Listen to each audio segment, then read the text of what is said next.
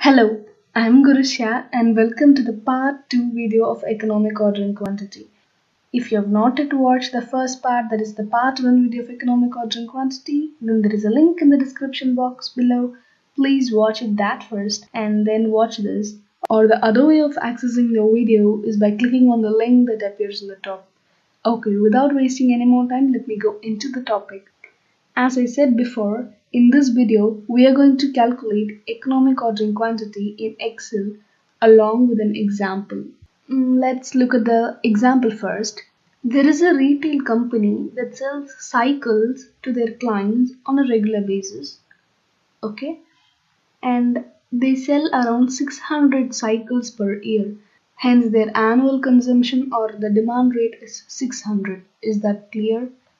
And their carrying cost per unit is 4 rupees and their ordering cost per unit is 12 rupees. In our channel we have uploaded separate videos for carrying as well as ordering cost. If you feel that you want to recall it, please check it out from the computational finance playlist or else from the link in the description box below or else directly from the link that appears on the top. Okay, let's dive into the calculation of EOQ. As we discussed in the part 1 video, EOQ is identifying the best ordering quantity, and now we are going to identify that. And there is one thing that we have to assume in order to find out the economic ordering quantity. That's none other than ordering quantity. The reason why we are assuming the ordering quantity is because only when we assume different ordering quantities we can compare those and we can find out the best ordering quantity, right? And here I have 12 assumptions, and in scenario 1 the company's ordering quantity is 10. That is, they order 10 cycles first, and once they have sold all the 10 cycles and reached zero stock level, they are ordering another 10 cycles, and when they sell that 10 cycles they are going to order another 10 cycles again, and the number of cycles ordered is the ordering quantity. I hope that it's clear to everyone. And in scenario 2, the company's ordering quantity is 20. That is, they order 20 cycles first, and once they have sold it, they order 20 cycles again. See, this is a simple concept. In a year, the company have to purchase 600 cycles. And in scenario 1, the company have decided to purchase in a 10-10 basis. And in scenario 2, they have decided to purchase on 20-20 basis. And it continues till scenario 12. Under scenario 12, you can notice that the ordering quantity is 600. Their annual consumption is itself 600. It means the number of cycles that they are going to sell for the whole year is itself 600. And in scenario 12, they are ordering the 600 cycles in one go. During one purchase, they have ordered 600 cycles. That's it. And let's see from all these ordering quantity which is going to be the best, which is going to be the economic ordering quantity. Let's calculate it. And the next thing we are going to calculate is total number of orders.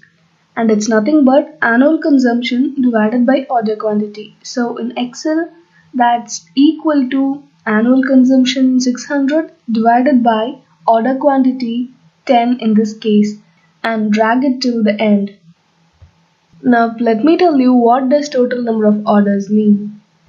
Total number of orders in sense the number of time the orders are placed. For example, in scenario 1 the company have decided to order in 10-10 basis, right? So totally how many time will they order to reach their annual consumption 600? Obviously that's 60 times, right?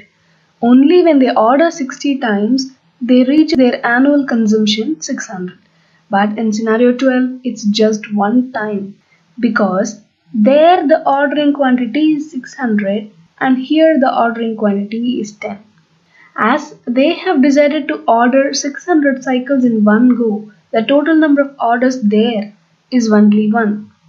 That is, the company is going to order only one time to reach their annual consumption 600, whereas in scenario 1 they have to order 60 times.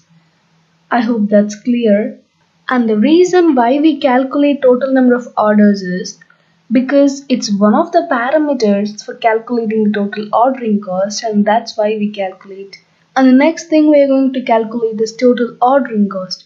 And the formula for calculating this is ordering cost per unit into total number of orders.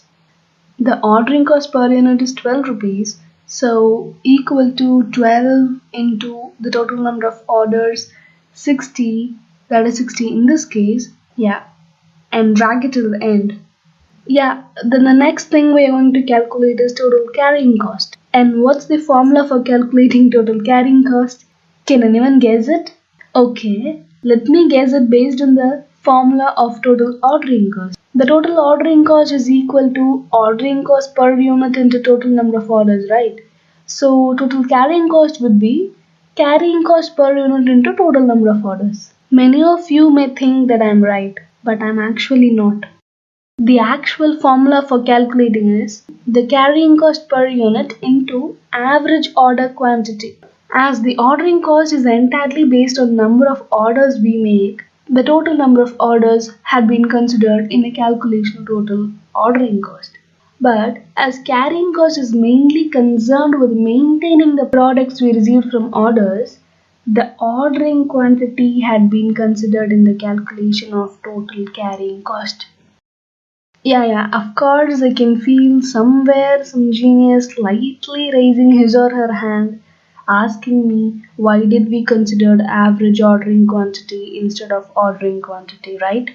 Let me answer this question with a diagram. According to our example, in scenario 1, the company is ordering 10 cycles, right? And on the first day, we maintain 10 cycles. So we calculated carrying cost for 10 cycles, and on the second day we sold 2 cycles and we maintained 8 cycles, and the carrying cost we calculated was only for those 8 cycles. And on the third day we have only 5 of them, and on the fourth day we have only 2 of them, and on the fifth day we have 0 cycles on hand as stock. So in the fifth day the carrying cost was nothing. None of the cycles were maintained, so the carrying cost is obviously 0. Hence, the cost of maintaining the inventory, that is the cost of maintaining the cycles, are not constant or not fixed. We can't just calculate carrying costs for the 10 cycles we receive because we are not maintaining the 10 cycles throughout the period, right? One day we are maintaining 10, another day 8, another day only 5, 2 and 0. So we can't calculate total cost for 10 cycles or 8 cycles or 5 cycles and 2 cycles. And that's why the concept of average ordering quantity came into existence. Let me repeat, as we can't calculate carrying cost for the whole ordering quantity, we are taking an average of it and we are calculating that. And the average ordering quantity is calculated as 10 plus 0 divided by 2. Can you understand? Why? Because the first day we got 10 cycles and the last day we got only 0 cycles. So we are calculating that. The 10 cycles plus 0 cycles divided by 2. And that's the average ordering quantity.